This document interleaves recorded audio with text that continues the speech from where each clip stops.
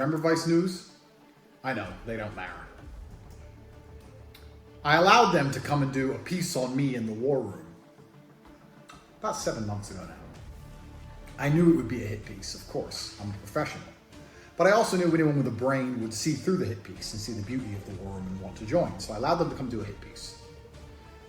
And then I got interviewed by Piers Morgan. Ah, look, they're calling. It's our friends from Vice, but he can wait.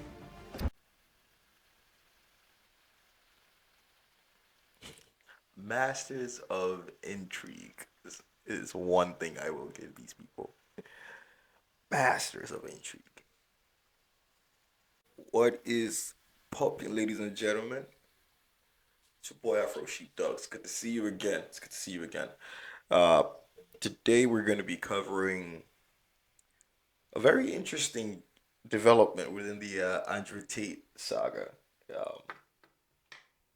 As you know, he was recently released. Well, not recently, it's been some months now, but he was released from jail. And what I noticed is the man has been tactical with really every piece of media that's dropped about him. It's been specific, from specific videos to sound bites to just piece of information, even through going to court and how they appear. The men are strategic. If there's one thing that can be said, can be learned from them, it's that they are strategic, and I do believe that's how you should move through in life. Even when you have obstacles that hit you, even if you have to re-strategize, refocus, and fuck some shit up, you can do that in a tactical manner. You should always have a strategy. That's the key thing in there. So recently, there's a release of a podcast he did where he addressed a lot of different things, especially really focused on Vice Media and their coverage of him, specifically a particular journalist from Vice Media. And so instead of taking you through the whole long 40-something odd minutes of the actual video that we used, I found a very, very good summary, really, of the developments in that video. A fantastic YouTuber, John Bravo Films, did a awesome job summarizing, and really, I love the editing from his videos. So we're going to be watching his video today as he takes a look at the Andrew Tate exposing Vice controversy, and we'll see what we can pick up from it. See you there. Andrew Tate has finally spoken. For the first time after being put in that Romania dirty prison, he's out on house arrest. Good knee. And he's not holding back any punches or knees on this one. He's out for blood. For every single person that done him wrong while he was away.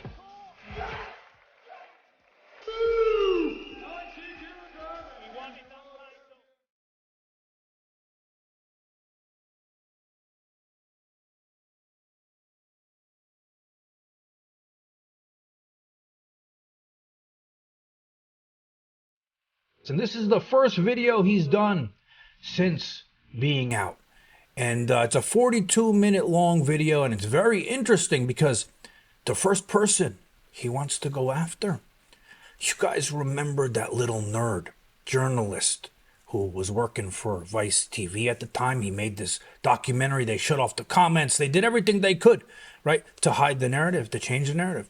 Well, he went after him because he knew that he was going to change the narrative, right? But Vice TV and this journalist did something even more dirty. After they were editing that film, right? And while they were editing it, that's when Tate ended up in the prison in Romania. So what did they do? They doubled down on changing the narrative and made him look even worse. So Tate gets out of prison. He sees what they did. They shut off the comments. He's pissed. And he puts out this video. Remember Vice News? I know, they don't matter. I allowed them to come and do a piece on me in the war room about 7 months ago now. I knew it would be a hit piece, of course. I'm a professional. But I also knew anyone with a brain would see through the hit piece and see the beauty of the war room and want to join. So I allowed them to come do a hit piece. And then I got interviewed by Piers Morgan. Ah, look, they're calling. It's our friends from Vice, but he can wait. Now, before I tell the story of what Tate did to this journalist now, because he got his revenge real good on this asshole. Before I tell that story, I want to tell you guys a little bit something about the media. Now, the media thinks that they have all the power in the world, you know, because we rely on them to put our messages out, right? But no, times have changed. Things have changed. We all as individuals have the power to do whatever we want on social media and on YouTube and other networks to put the messages we want. And we don't have to rely on them and their crafty editing to put out the narrative they want. We don't need that anymore. This business, okay, the media business, music business, which I'm not going to get into, but the media business is one of the dirtiest, slimiest businesses you could ever get involved in for this reason and other different kinds of reasons. And they're not happy because they're losing their power. Look, 10 years ago, I decided myself, I want to make videos, right? So what did I do? For 10 years, I sat there learning every aspect I could about lighting, editing, camera work, every possible aspect of creating videos on a production level that I was satisfied with because I have high standards. I learned myself because I didn't want to rely on anyone. If I want to put out a message to people, I didn't want to rely on them and their crafty bullshit in order to put it out. And over these years, I've had a lot of networks reach out to me, individuals reach out to me in this business. And I'm telling you right now, 99% of these assholes are slimy. And you know what the greatest part about doing this now is? We don't need them anymore. Nope. We can do everything ourselves, and they hate it. They hate the fact that we don't need them anymore. So this is an example on a big stage of what can happen, and Andrew Tate is proof of it. So as I was saying, Tate is out on house arrest. And that nerd journalist is calling Tate nonstop because he wants another interview with them. Like he thinks Tate is going to do another one after he's already pissed about what he did last time, right? That's a bold motherfucker. So Tate plays with them. He entertains them and he goes, you know what? I'm going to get revenge on this asshole and clown him in front of everybody. Andrew, hey. Mr. Honest Journalism. Yeah, that's how I think of myself. How are you? Are you in your house? It's a shame nobody else thinks of you that way, Matt. That's why you had to turn off the comments on your little video. Are you at home?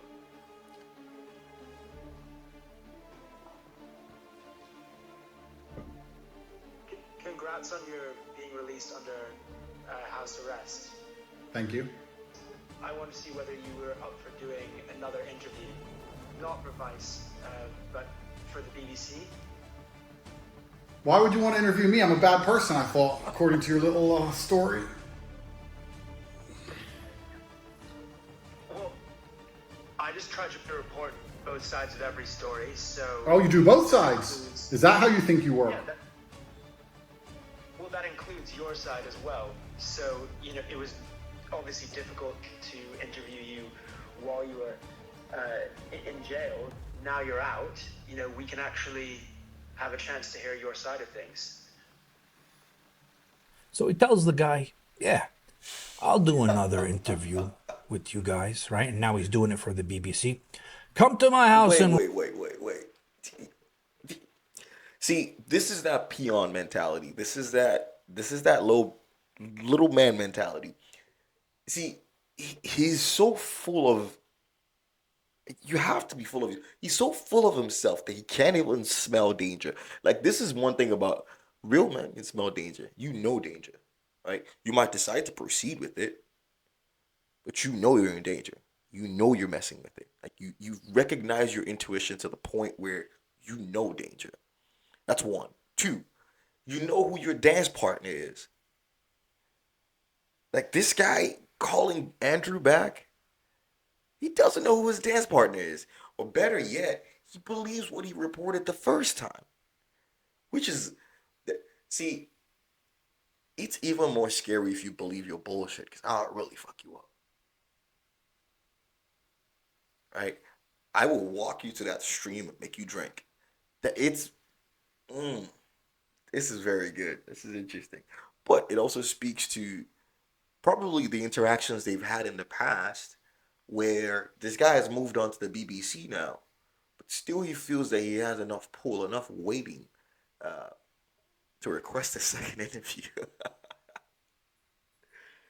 see. In Romania on this day, take a flight, right? Come to my house, but you got to do me under one condition. You got to bring me a box of chocolates, and then I'll do the interview, right? I can bring you a box of chocolates. If you promise to bring me a box of chocolates, that will increase your chances, and I'll give you an answer within 24 hours. But you have to promise me, Matt. Don't lie to me. Listen. This is what I'm talking about. You who's watching right now, tell me. If another man asks you to bring me a box of chocolate, even if it's for a meal, it's these little, on a larger scale, on a grand video, it's a big thing, right? It's a thing to tease, but this idiot thought he was just having a conversation with Andrew, and he's willing to do whatever to get this interview. Now that makes you think, what is he willing to do for even larger interviews or larger pieces? These people are slimy, man. Oof. Give me a box of chocolates, bitch. I'll check with my superiors whether I can send you a box of chocolates. Well, then you check with your boss. You go into your boss's room and ask if you're allowed to spend a large portion of your salary on a 5-pound box of chocolates, and you let me know. And if you can, then I will strongly consider allowing you the opportunity to speak with me. Are you asking all the journalists to bring you a box of chocolates? You let me know about the chocolates, Matt. Have a nice day. So this asshole comes with his 2 camera guys, takes a flight all the way to Romania, sitting at the gate of Tate's house, and what does he do? He plays with them. He tells them, hey, where's my chocolates? I'm not doing nothing unless you give me my chocolates, right? Is Andrew coming out to meet us? Yeah, who are you? Matt from the BBC. Alright, I'm gonna let him know. Okay, great. Be right back. A very important interview today with a very renowned, esteemed, well-known journalist called Matt Shea. Yeah. As you can see, I'm dressed for the occasion. I love Matt Shea. I think you can see him standing outside my house right there. With his film crew. That's interesting. Where is he? Here he is. Here he is. Up. Please, can I have another interview? Please. Geek! What a dork! Imagine going to school as a kid. Okay. And everyone's like, you're a geek. Okay. You're a nerd. Okay. You're a dork. And then you grow up. And they were right. That's Matt Shea's reality. So what happens? Tate keeps on toying with the guy, telling him, delaying it on the phone, telling him he's going to do the interview, but he wants his chocolates first. So I spoke with Andrew. He said he's tired right now. Okay. And to give him his chocolate. Give him his chocolate. Did you see the smile slowly disappear from this peon's face? Yep. Okay, well, can you tell him we can give it to him once we're sat down to do the interview? He wants the chocolate now. He wants the chocolate now? Yep. Okay, because I'm a little bit worried that he's just gonna, brag about us bringing him chocolate on Twitter and not actually do the interview. The guy ends up being there for who knows how long, comes back another day, and His biggest fear is that he's gonna take the box of chocolates and go brag on Twitter. You see where this man is thinking from? You see the chess that was played with him, right? And what the box of chocolates was used for, right? In the grand scheme of things. And then you see how small his mind is thinking. Oh, you go on, you see how, because that's his superpower. That's as far as they can go. All right, if he was in the same position, that would be where, that would be his chess move. he never ends up doing the interview. So in the end, what did Tate do? He embarrassed the shit out of this asshole, made him take a flight all the way to Romania to pretend to do an interview with them, and he didn't do it.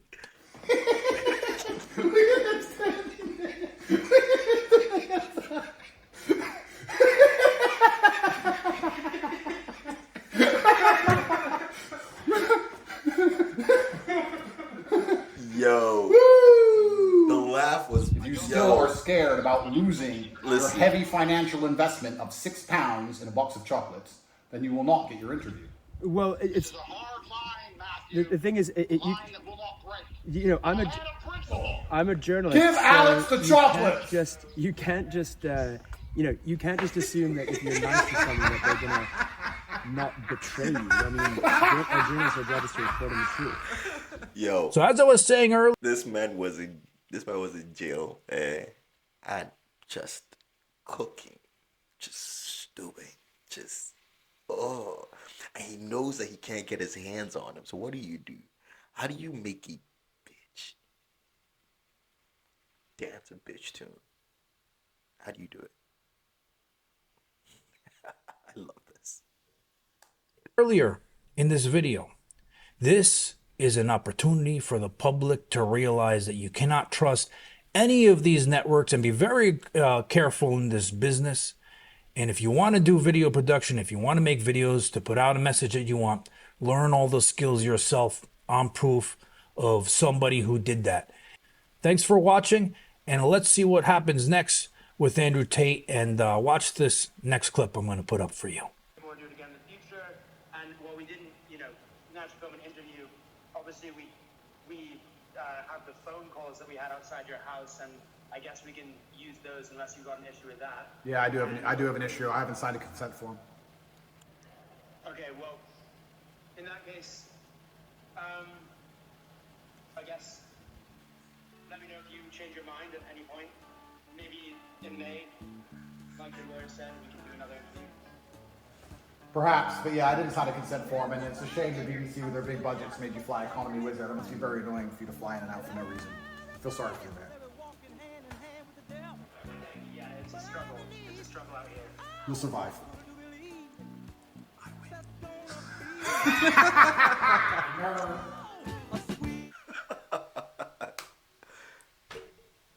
This is like watching I feel like I just watched a movie. It's like Rocky Part 2 or some shit. Oh my god.